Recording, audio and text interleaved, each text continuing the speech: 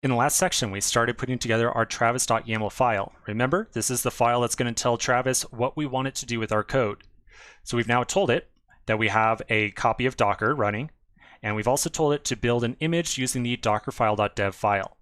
We now need to add in one last little line of configuration that's going to tell Travis how to run our test suite.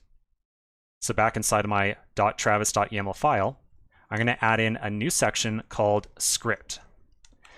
The script section is supposed to contain all the different commands that need to be executed to actually run our test suite. So these are going to be a series of commands, just like before install was, that are going to be ran when our tests need to actually be executed.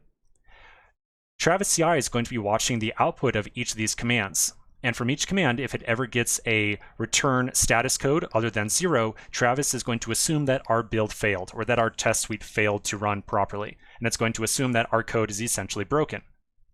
So in order to actually run our tests, we're going to use the same Docker command that we used just a little bit ago to start up our container out of that image right there and run the tests inside of it. So quick reminder on how we do that. We're essentially going to say something like docker run the image, and then we're going to override the default start command by saying npm run test, like so. Now, one little gotcha here, just a tiny little